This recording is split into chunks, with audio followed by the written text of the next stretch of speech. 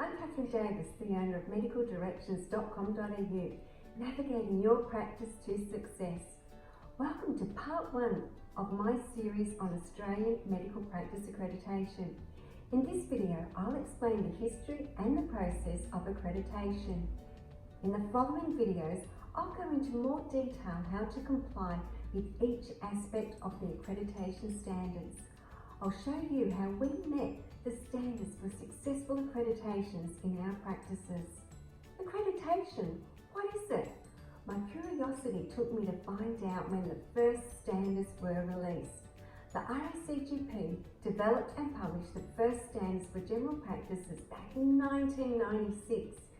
The main objective of the RACGP developing the standards for Australian general practice is to protect patients from harm by improving the quality and safety of health services. The current 5th edition was launched in October 2017. In the same year, the Australian Commission on Safety and Quality in Healthcare, in collaboration with the RACGP, developed and commenced the National General Practice Accreditation Scheme. The scheme supports the consistent assessment of Australian general practices against the RACGP standards.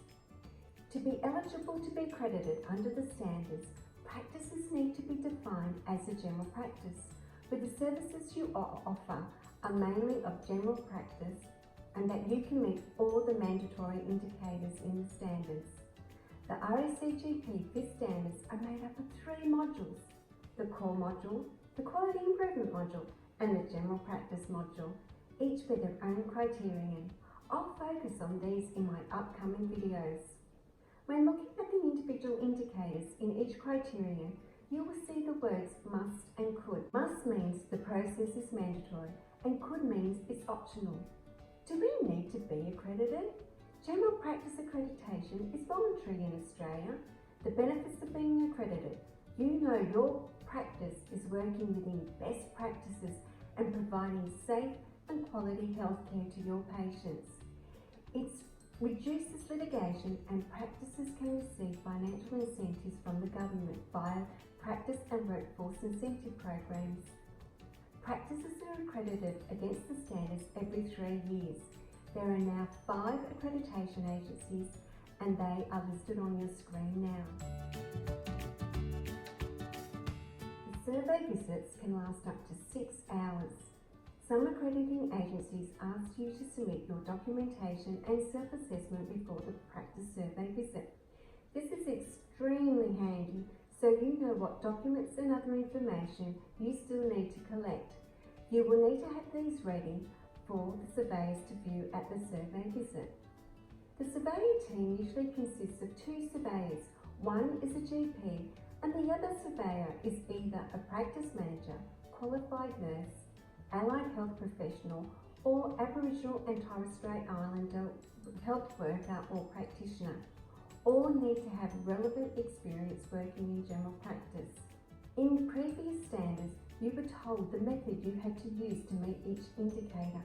There are now a number of ways how to demonstrate compliance to the standards. With the standards being focused on outcomes, practices can choose their own way on how they meet each indicator with evidence to back their process. Practices can choose their own path as long as they reach the same destination. Accreditation is a fantastic opportunity to review the systems in your practice. When consulting to a practice, we assess the procedures already in place. If we find any areas that need improving, we implement the changes with the practice team. Nothing gives me more of a high when the practice team comes together and we reach a successful outcome. If you need a hand with accreditation, my details are in the description below. There are links to the standards, the flowchart for the National General Practice Scheme, and the details of the accreditation agencies also in the description below. Be sure to subscribe to my channel and look forward to seeing you for my next videos when I tackle the standards. Thank you for watching. Bye.